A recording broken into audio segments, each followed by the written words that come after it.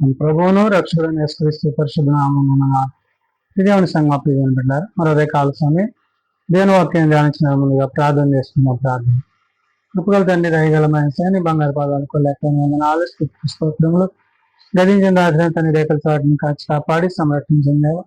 మరో కాల సమయం సజీవ లేఖను చేసి ప్రార్థించుండగా వాక్యమైన దేవుడు వాక్యం ద్వారా నాతో మాట్లాడి మీరే మహిమ గంట ప్రభావాలు పొందమని వేసినామని నడుచున్నాం తండ్రి. ఆమె ఈ దేవుని సంగమా ప్రియమైన బిడ్డలారా, నివేదన ఏర్పాటు చేయండి. వాక్య భాగము అపోస్తలుడైన పౌలు హెబ్రీయులకు రాసిన పత్రిక 12వ అధ్యాయము 18 నుంచి 21 వచనాలు ధ్యానం చేస్తున్నాం. అపోస్తలుడైన పౌలు హెబ్రీయులకు రాసిన పత్రిక 12వ అధ్యాయము 18 నుంచి 21 వచనములు ఈ విధంగా రాబడినవి.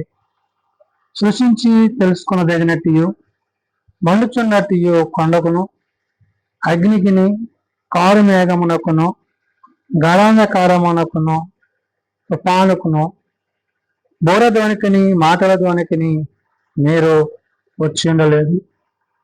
ఒక జంతువైనను ఆ కొండను తాకిని ఎడల కాళ్ళతో కొట్టబడవలనని ఆజ్ఞాపించిన మాటలకు వారు తాళలేక ఆ ధ్వని వినిన వారు మరి ఏ మాటయు తమతో చెప్పవలదని బతిమాలుకొనిరి. మరియు ఆ దర్శనం ఎంతో భయంకరముగా ఉన్నందున మోషే, నేను మిక్కిలే భయపడి వణుకుతున్నాను. నేను ప్రియదేవుని సంగమా, ప్రియదేవుని బిడ్డలారా, భక్తుడైన మోషే తాను ఆ యొక్క దర్శనము మండుచున్న కొండ మీద తాను ఎటువంటి అనుభూతిని కలిగి ఉన్నాడో ఆ అనుభూతిని బట్టి తాను దేవుని విషయంలో ఒక భయాన్ని, దేవుడంటే తనకు ఏమై ఉన్నదో తాను అర్థం చేసుకోగలిగాడు. ఆనాడు దేవుడు తన ప్రజలను మోసే ద్వారా నడిపించాడు. ఎందుకని? దైవ భయాన్ని కలిగిన వ్యక్తిగా తాను తన మందను మేపుకొనొచ్చు ఆ కొండ మీదకి వెళ్ళినప్పుడు అక్కడ దేవుడు ఆ పొదనడిమిని తనతో మాట్లాడినప్పుడు తాను నిలుచున్న ప్రదేశము పరిశుద్ధమని తన చెప్పులను విప్పి తాను అక్కడ నిలబడవలసిన పరిస్థితిని గుర్తు చేశాడు. అంటే ఆయన పరిశుద్ధుడై ఉన్నాడు కాబట్టి ఆయన బిడ్డలైన మనము కూడా పరిశుద్ధులుగా ఉండాలనేది దేవుని యొక్క ఉద్దేశము. కాబట్టి ఇక్కడ మండుచున్న కొండ వద్ద పొదనడిమి నుంచి దేవుడు తాను మాట్లాడిన మాటలు విన్న ఆనాడు మోషే దానిని గురించి తన అనుభూతులను గురించి పౌలు ఇక్కడ ప్రస్తావన చేస్తున్నాడు హెబ్రీ సంఘానికి, సార్వత్రిక సంఘానికి. అందుకని అంటున్నాడు మండుచున్న కొండ వద్దకు కాదు అన్నాడు. అంటే ఏంటి? అక్కడ కలిగిన దర్శనంలో ఉద్దేశంలో ఏంటంటే దేవుని యొక్క ఉన్నతమైన స్థితి, ఆయన మానవులైన మనుషులతో ఏ విధంగా ఆయన మాట్లాడుతున్నాడో, ఏ విధంగా వారిని హెచ్చరిక చేస్తున్నాడో, ఏ విధంగా వారిని సంరక్షిస్తున్నాడో అక్కడ మోషేకు దేవుడు చూపించాడు.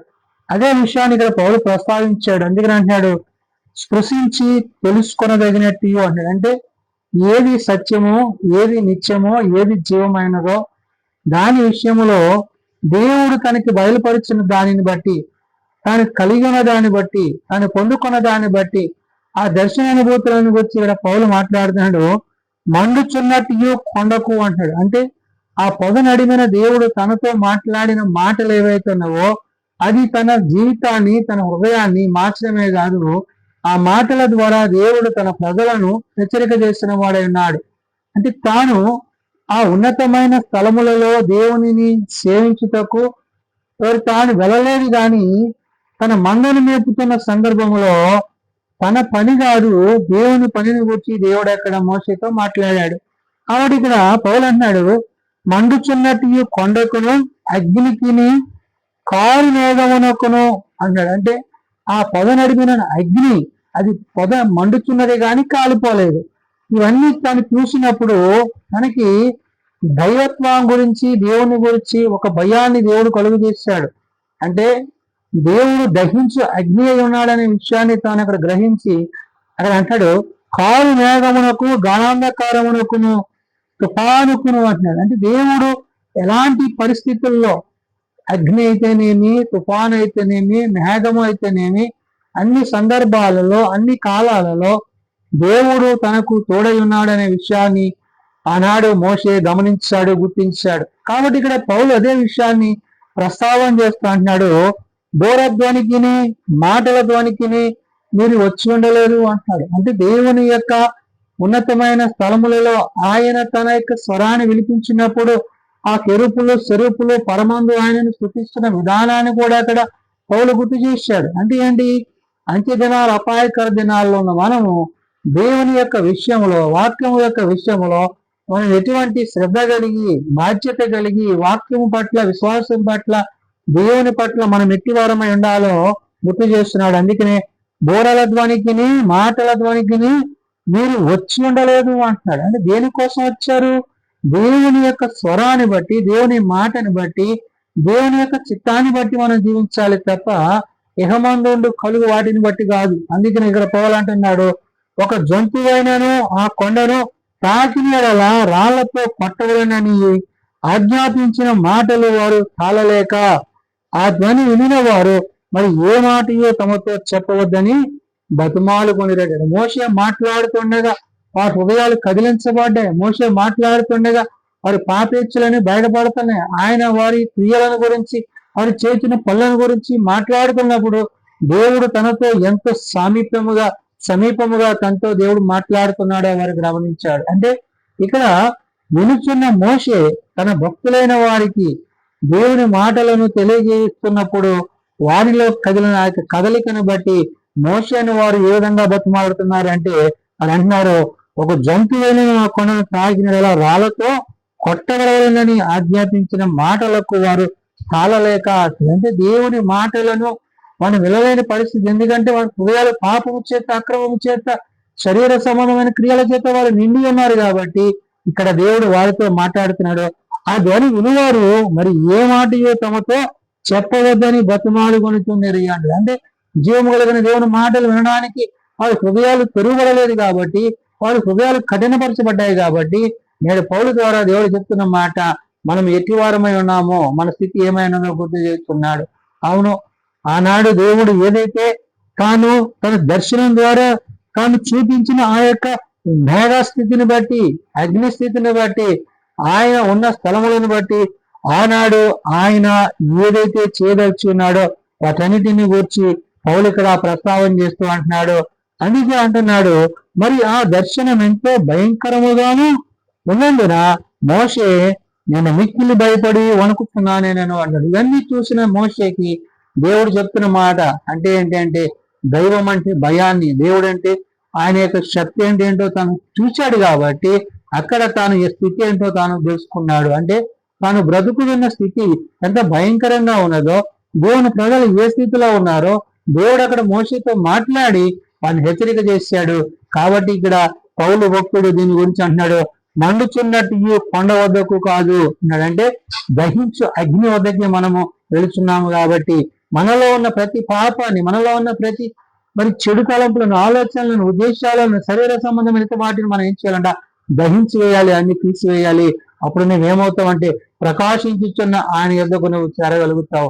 నీలో ఉన్న చీకటి తొలగి నీలో వెలుగు ప్రకాశించేయాలంటే దేవుడు ఆనాడు మోషేతో ఏదైతే తాను పలికాడో, నేనున్న పరిస్థితిని బట్టి, అక్కడ ఉన్న పరిస్థితిని బట్టి, తానున్న స్థలాన్ని బట్టి, తాను నించున్న సందర్భాన్ని బట్టి అక్కడ దేవుడు అతను హెచ్చరించాడు, నీ ఉన్న పరిస్థితి ఏంటంటే పరిశుద్ధమైనది. కాబట్టి నీవు నీ చెప్పులను విడిచి అక్కడ దేవుడు ఏమంటున్నాడంటే ఒక పరిశుద్ధతను, ఒక పరిశుద్ధతలో ఉన్న స్థితిని అక్కడ మోషేకు దేవుడు గుర్తు చేశాడు.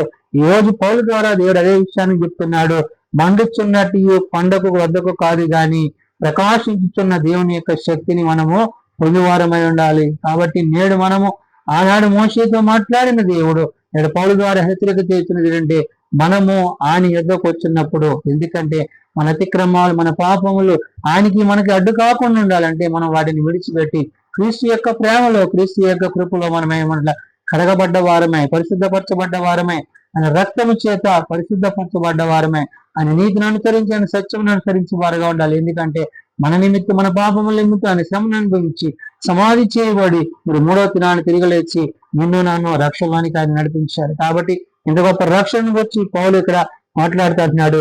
మరియు ఆ దర్శనం ఎంతో భయంకరంగా ఉన్నందున మోషే నేను మిక్కిలి భయపడి వణుకుతున్నానే నేను అంటున్నాడు. కాబట్టి ఆనాడు మోషేకి దేవుడు అంటే ఏంటో తెలుసుకున్నాడు. కాబట్టి దేవుడి ప్రజలను నడిపించడానికి దేవుడిని ఒక నాయకునిగా దేవుడు ఏర్పరచుకున్న మోషేని బట్టి మనం తెలుసుకోవాలి. అంటే నేడు నిన్ను దేవుడు ఏ విధంగా అయితే నడిపిస్తున్నాడో, ఏ విధంగా అయితే దేవుడి నీతో మాట్లాడుతున్నాడు, ఏ విధంగా దేవుడి నీతో హెచ్చరిక చేస్తున్నాడో, ఆ హెచ్చరికల బాటలను బట్టి నువ్వు దేవుని విషయంలో జాగ్రత్త కలిగి నీ ప్రవర్తన సరి చేసుకుని, ఆలోచన సరి చేసుకుని, యహమందుండు వాటి అందుగాక పరమందుండు ప్రభువుని బట్టి, పరిశుద్ధాత్మను బట్టి నువ్వు జీవించవలసిందని ఆనాడు పౌలు తన పత్రిక ద్వారా ఆనాడు హెబ్రీ సంఘానికి, నేడు సార్వత్రిక సంఘానికి తెలియజేసిన మాటలు. ప్రార్థన చేసుకుందాం. ప్రేమ నమ్మకం కలిగిన మా తండ్రి, కృప కలిగిన దేవ, అవును నాయన, మండుచున్న అగ్ని వంటి పొదను బట్టి అయా నీవు నీ దాసునితో నువ్వు మాట్లాడినప్పుడు, మోషేను హెచ్చరిక చేస్తున్నప్పుడు, మోషే ఉన్న పరిస్థితుల్లో ప్రభా తాను నీవెందో భయము కలిగి భక్తి కలిగి తాను జీవించున్నాడు. అంత మాత్రమే కాదు, నీ ప్రజలాన్ని త్రాగి నేలుటకు నాయన ఒక నాయకునిగా ఆయన నిలిచిన దానిని బట్టి వందనాలు.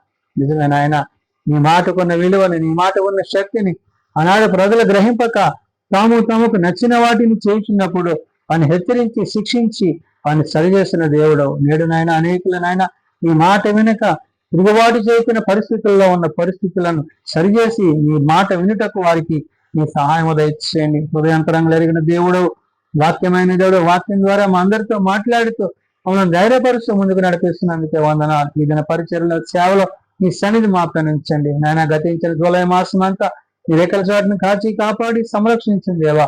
ఈ ఆగస్టు మాసంలో ఈ మొదటి దినానికి ప్రభుత్వ రీతిగా నీ వాక్యం ద్వారా మేము అందరితో మాట్లాడుతున్న మాటను బట్టి మేము నీ అందు జీవించటకు కావలసిన సిద్ధపాటు మాకు దయచేయండి. బలహీనలను బలపరచండి, రోగులను స్వస్థపరచండి. హాస్పిటల్స్ వద్ద ఎండ్ల వద్ద ఉన్న వారిని బట్టి లేవనెత్తండి. ఏ ఒక్కరు నశించుకుంటే అందరూ మారు మనసు కలిగి పాప క్షమాపణ కలిగి నేను రాజ్యం ముందు తిరగలిగిన కృప దయచేయమని, జీవం కలిగిన నీ మాటల చేత జీవింపజేసి కృప వెంబడి కృప చేత నింపమని వేస్తున్నాము నడుచున్నాం తండ్రి. ఆమేన్. పరలోకమందున మా తండ్రి, నీ నామం పరిశుద్ధపరచబడుగాక, నీ రాజ్యం వచ్చుగాక, నిశ్చితం పరలోకమందు నెరవేర్చినట్లు భూమి మీద నెరవేరుగాక.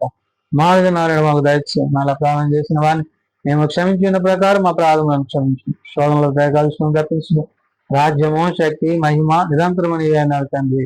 ఆమేన్. మన పరమ తండ్రి దేవుని ప్రేమ, ప్రభువైన యేసుక్రీస్తు కృప, ఆదరణకర్త అయిన పరిశుద్ధాత్మ సహాయము సదా తోడయండి సంరక్షించును గాక. ఆమేన్.